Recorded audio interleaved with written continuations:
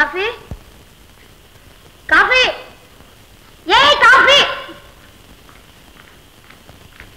పేరు మర్చిపోయావా గీత? లేదు.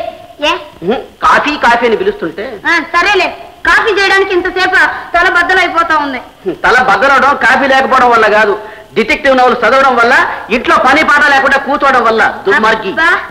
అన్ని పనులు నేనే చేస్తే ఇంకా మీరు చేసి తగలడేది ఏముంది? దుర్మార్గి. పెళ్లి కాకముందు ఏడ్చేదానివి, ఇప్పుడు నన్ను ఏడిపిస్తున్నావు. మీ ఏడుపు ఎప్పుడు ఉండేదేలే. అయినా ఆడదాన్ని జీవితం వంటగదికి అంకితం అయ్యే రోజులు పోయాయి. ఎట్లా ఎట్లా? అన్ని రంగాల్లోనూ ఆడది మగాడికి పోటీగా నిలుస్తోంది. అందుకే మారుతున్న కాలంతో పాటు మీ మగాళ్ళు కూడా మారాలి, ఆడదాన్ని గౌరవం ఇవ్వడం నేర్చుకోవాలి. తెలిసిందా? ఎంత పెద్ద లెక్చర్ ఇచ్చావే. ఈ సంగతి తెలుసుంటే మైక్ తీసుకొచ్చి పెట్టేవాడు నోటి దగ్గర. మీ నాన్న అంటే సభలో మైక్ దొరికితే చాలు బోరు కొట్టందరూ కుదలడు. గీత, కాలం మారవచ్చు, ఎవరో కొద్ది మంది కాంతాదాసులు మారవచ్చు, కానీ ఈ ప్రకృతి మారదు కదా. ఎందుకంటే మీరా మా కడుపులు రావు, మేము మగమహారాజులం. ఆ రాజుల కాలం ఎప్పుడో పోయిందిలే. కొన్ని మంత్రుల కాలం మగమహామంత్రులు, ముఖ్యమంత్రులు, ప్రధానమంత్రులు. ఏమిటో మంత్రుల మీద దండయాత్ర సాగిస్తున్నావు? మావయ్య, నువ్వు మగాడివేగా. చచ్చా, నీకెందుకు వచ్చిందో ఈ అనుమానం? కాదు మావయ్య, ఎప్పటికైనా ఆడదానికంటే మగాడు పైన ఉంటాడా లేదా? సమయం సందర్భాన్ని బట్టి కొంచెం అటు ఇటు సరే. ఇంతకీ నీకెందుకు ఈ ప్రశ్న?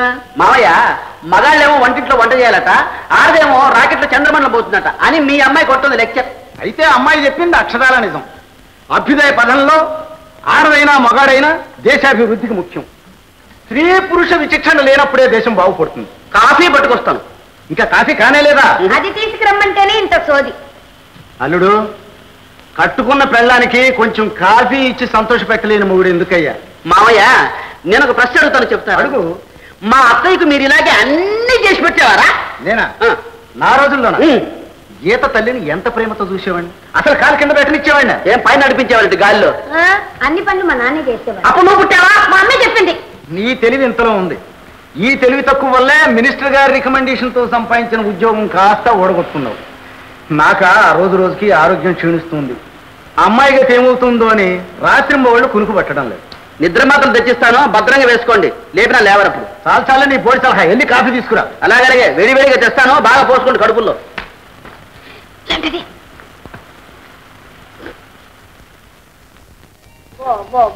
బాబు పుట్టేసాను, కన్న బాబు పుట్టేసాను, బాబులు పుట్టేసాను. ఏంటమ్మా? ఒరే నాయనా, ఇదో నీ బుజ్జిగాడు. అత్తు నీ పోలికారా?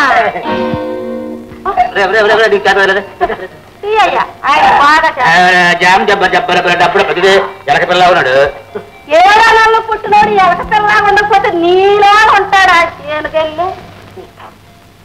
ఇదిగో మీరంతా బయటకెళ్ళండి, బిడ్డకు పాలట్టారా? ఏ నేను ఉంటే తప్పండి, చిన్న కదా వయసు. వెళ్ళమాయా, పెద్ద పసిపిల్లడు బయలుదేరాడు.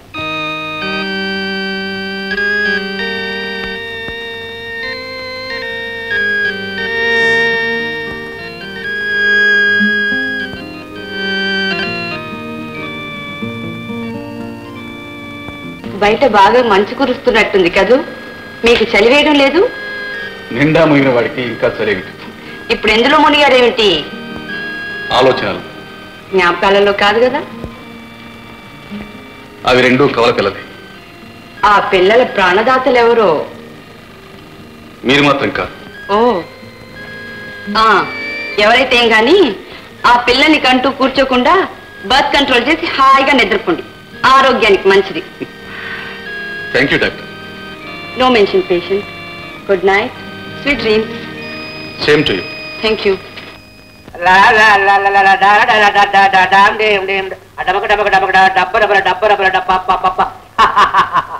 ఎంత చక్కర బిడ్డమా నీ బిడ్డ. నన్ను చూసి నవ్వుతున్నాడు. నేను చూసి పుట్టినానండి బాబాయ్. పుట్టబోయేవారు కూడా బాగా నవ్వుతారు. నవ్వుతున్నారు. ఊళ్ళో జనం అంతా ఎరగబడి నవ్వుతున్నారు. ఎందుకు పిన్ని? ఎందుకంటే నీ పిల్లం 7వ నెలలే కన్నం. 7వ మాసంలో శ్రీకృష్ణుడే పుట్టాడు. ఇంతకీ ఏంటంటే నీ పాల పిల్ల 7వ నెలలే కందని పంపు దగ్గర జనం అంతా ఎరగబడి నవ్వుతున్నారు. నవ్వుతారు. ఈ ప్రపంచంలో నవ్వగలిగిన జంతువు మనిషే కదంటే. కోతి కూడా నవ్వుద్ది. కోతి చూసి నవ్వదు, మనిషి చూసి నవ్వుతారు. చందమామం చూసి కుక్కలు మరిగితే చందమామం పరిధి తక్కువ అవుతుంది, కానీ వాళ్ళ మాటలు నువ్వేం పట్టించుకోమద్దని. నేను ఊరుకున్నానంటరా ఏం చేసావు 4 వడ్డిస్తే మరి వచ్చా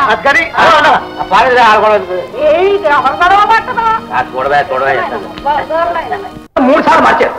కాకితో కబురు అయితే పెళ్లి కొడుకు వచ్చి ఆడతాడు అన్నారు. అటు కాకులు పోలేదు, ఇటు పెళ్లి కొడుకు రాలేదు. మధ్యలో కంటలాగా మమ్మల్ని తిప్పి చంపుతున్నారు. ఈయన పెట్టే పెళ్లి గుడ్ల కంటే ఎంగిలి మెతుకులే నయమని ఆ కాకులు కబురు మోసుకెళ్ళలేదేమో. బహుశయ్య గుడ్డిలా పట్టుకుని చిల్లు పెడితే పిల్ల పడుతుందటయ్యా. దాన్ని తీసుకెళ్లి పొదగాలి. కొంచెం ఓపిక పట్టాలి. పట్టాల్సింది ఓపిక కాదయ్యా, నీ పిలక.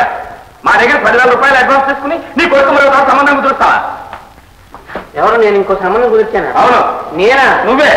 అంతా అబద్ధం. ఎవరో కెట్టవాడు చెప్పారు. నేను ఎప్పుడు అలా పనులు చేయను. ఎప్పుడు చేస్తారో అప్పుడప్పుడు చేస్తారో మాకు అనవసరం కానీ మీకు మీ సంబంధానికి వేరే నమస్కారాలు. మా డబ్బు మా పారే బాబు. ఇంతదాకా అక్కర్లేదు బాబుగారు. సెలవు దొరక్క ఇంతకాలం రాలేదు. ఇప్పుడు అవకాశం చిక్కింది. వచ్చి పెళ్లి చేసుకుని వెళ్తానని ఇంతకు ముందే కబురు పెట్టాడు బాబుగారు. కాకితోనే కాదండి, మనిషితోటే. నేను ఆ పై ఆఫీసర్ని ఎలాగోలాగో పట్టుకుని అతను నచ్చ చెప్పి అబ్బాయిని తీసుకొచ్చి ఆ ముళ్ళు వేయించి పూచి నాదండి. ఏం పూచియో ఈ సారి కనుక తప్పిందంటే మీరు చెప్పిన గుడ్డు చెడిపోయిందని, అందులోకి పిల్లలు ఊడిపడుతుందని నిర్ణయించుకుంటాం. మా 10,000 వసూలు చేస్తాం అట్టితో సహా. పెద్దగా చాకలేకిన అవసరం మీ చెల్లెలకు బాగోలేదు. సరే వస్తాం.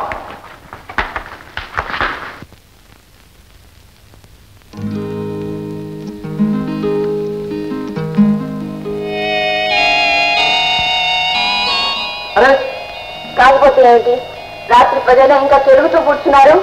స్విచ్ నొక్కు విజయ్. అదిగా మీరే నొక్కండి. చీకట్లో ఎక్కడ తెలియదే తెలిసి చూడండి.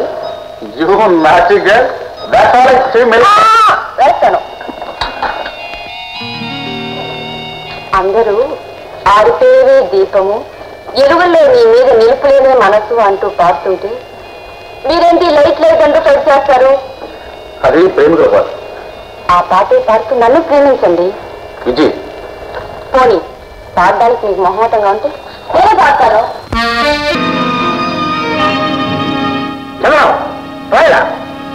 అమ్మాయి నువ్వు కూడా.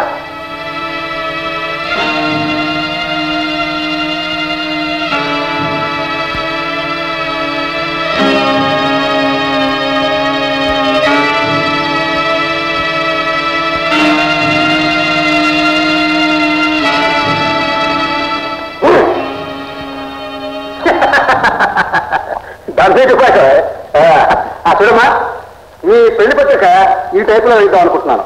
ఇక్కడేమో నీ ఫోటో, ఇక్కడేమో అబ్బాయి ఫోటో. ఎలా ఉంది? చాలా బాగుంది డాడీ. సరే నీకు బాగుంది, మరి చంద్రం ఏమంటాడు? ఏం చంద్రం, నీ అభిప్రాయం ఏంటి? నన్ను కొంచెం ఆలోచించుకునేవండి. ఓ బాగా ఆలోచించుకో. నీకేమైనా మార్పులు చేయడంతో వస్తే చెయ్యి. కానీ చూడు, పత్రిక చూస్తేనే పెళ్లి చూసినంత వేడుగా ఉండాలి. మరి ఏమా?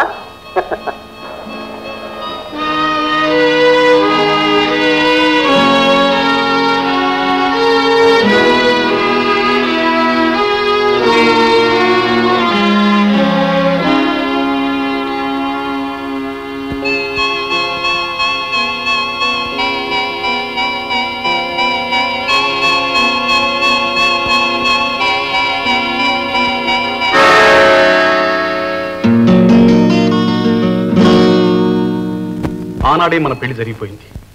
ఇది మన మొదటిసారి. మన కలయిక జీవితాంతం మరుపురానిది.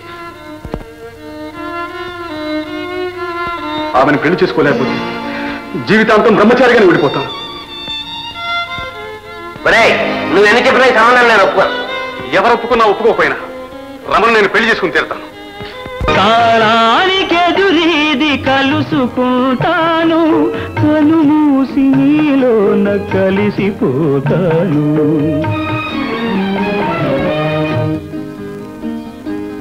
ఎక్కడున్నావో చెయ్యి, ఎక్కడున్నావో చెయ్యి.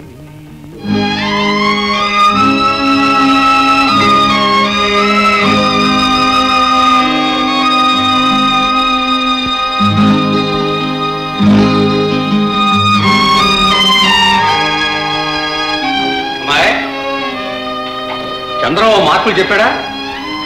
మార్పులు చెప్పలేక రాశాడు. పూజ్యులైన రాజారావు గారికి నమస్కారములు. వధువుగా నా రమస్థానంలో వేరొకరిని ఊహించలేని బలహీనుని. నేను ఊహించిందే నిజమైంది. నువ్వు పొరపడ్డావు. డాడీ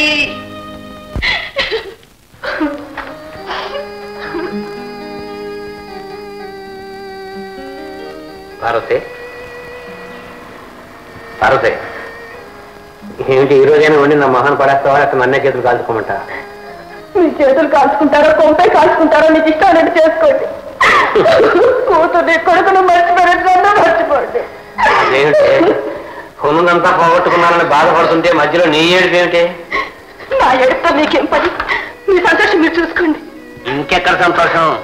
ఆ దొంగలో డబ్బు నగలతో పాటు ప్రో నోట్లు కూడా పట్టుకుపోయిన సంగతి ఎలా తెలుసుకున్నారో ఏమో. ఊళ్ళో వాళ్ళందరూ ఇవ్వాల్సిన బాకీలు ఎగేసుకొచ్చున్నారు. నువ్వేమో కొడుకో అని తిని మళ్ళీ నా ప్రాణాలు తింటున్నావు. అవును, మీ ప్రాణం చాలా తీయగా ఉంటుంది కదా. సర్లే, ఇంతకీ నీ కొడుకు వస్తేనే గాని నువ్వు తినవు, నాకు వండి పెట్టవు, అంతేనా? అంతేకాదు, తీసుకురాకపోతే ఇలాగే ఈ మంచాన్ని పడి చేస్తాను. అటు చూస్తే పెళ్లివాళ్ళు నా ప్రాణాలు తీస్తున్నారు, ఇటు చూస్తే నీ ప్రాణాలు తీసుకుంటానంటున్నావు. సరే, ఈ రోజే వెళ్ళి వాడికి ఎలాగోలాగా నచ్చచెప్పి తీసుకొస్తాను. నిజంగా తీసుకొస్తారా? తీసుకొస్తాను, నేను తీసుకొస్తాను.